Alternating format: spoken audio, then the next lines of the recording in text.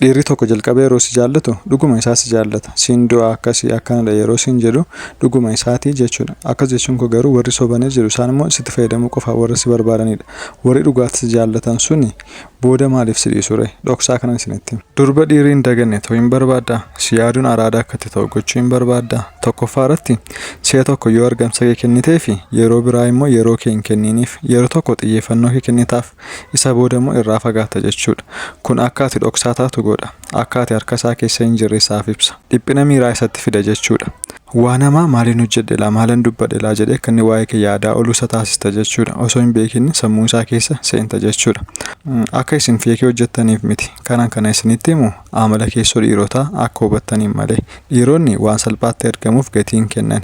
Isaan wanta gati jabeessa barbaadu. Waan tokko wallaansoo qabanii mo'atanii argachuu barbaadu. Kanaaf yeroo isa irraa ofii kee fageessitu si argu akka badhaasaatti yaada. Gati jabeessa isaaf taata jechuudha.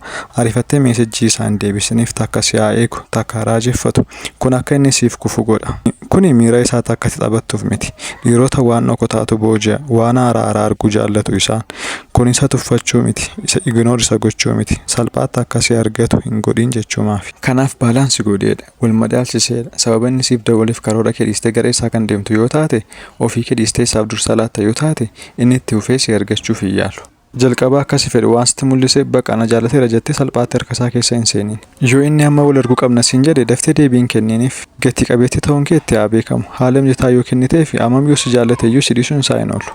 Barbaadamuu yoo barbaadde baastee of hin mul'isin. Poostii of gochuu hir'isi. Ofii kee dhoksi. Bakka isaan si arganitti baastee hin mul'atin. Kun akka daa'imnitti akka itti barbaadamtu si godha. Dhiirri akka ati biyya lafaarra jirtu argee hin beekne gaafa si argu ba'uuf galuu kee hordofuu jalqaba.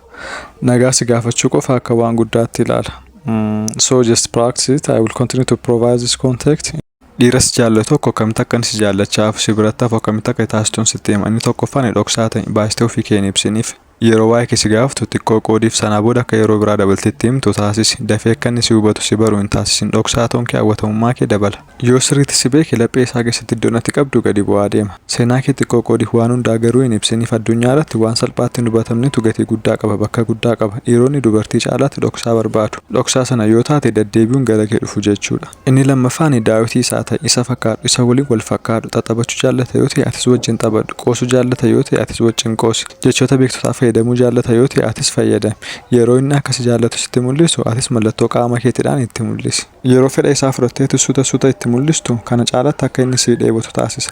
Garuu isa fakkaatu sun jechuun qofa fakkeessi jechuu koo miti. Yoo akka ati fakkeessaa jirtutti akka dhugaa hin taanetti hubate sin amanu jechuudha. Kanaaf akkuma isaa ta'e. Inni sadaffaan akka dhiirri tokko si jaallachaaf waan taasisu sodaa si dhabuu yoo qabaatedha. Si dhabuu yoo ni sodaatateedha. Si dhabuu akka inni sodaatu wantoonni taasisu immoo jalqaba irratti filannoo baay'ee qabda yoo ta'e dhiirota baay'eetu si barbaada yoo ta'e sadarkaa guddaa tokko irra geessa jirta yoo ta'e dubara akkasii dhiirri dhabuu barbaadu hin jiru. Dhiironni waan gati qabeessa jedhanii yaadaniif eeggannoo godhu. Garmalee akka isa barbaadutti mul'istu yoo taate of dandeesse dhaabbatte yoo taate darbitee qofa argamtaaf yoo taate kun durboota hunda caalchisee akka inni si ilaalu isa taasisa. Dubara gara fuulduraatti yeroo jalqabuuf jettuuf immoo gorsi koo kanaadha. Dhiiras jaalate tokko biratti hambisuu yoo barbaade jalqaba yeroo inni waa'ee jaalalaaf si gaafatu didi ani sin barbaadu jechuu danda'e. Garuu kabaja qabaadhuuf tuffii baay'eetti hin mul'isin. Kun iddoo guddaa kan siif qabaatu isa taasisa. Yeroo biraa yeroo irra deebi'uun si gaafatu immoo homaa hin deebisiniif callisii biraa sokki. Waliin haasuuf deeqaa tokko caalaa hin kenniniif callisuun kee incitii dhoksaa si taasisa. Dhiironni immoo waan dhoksaa incitii ta'e biraa hin deebi'an. Inni dabalataa biratti hin argamin bakka inni jirutti baay'inaan hin argamin akka fageenya irratti yoo akka tasaa wal agartan immoo miira jaalalaa xiqqoo itti agarsiisa. Kun garuu xiqqoo turee ta'uu qaba. Namoota baay'ee keessatti yoo ta'e malee dhiiraa wajjin hin mul'atin. Kun immoo ittuma dabalee barbaadamtu si taasisa. Kana qofa miti itti fufaa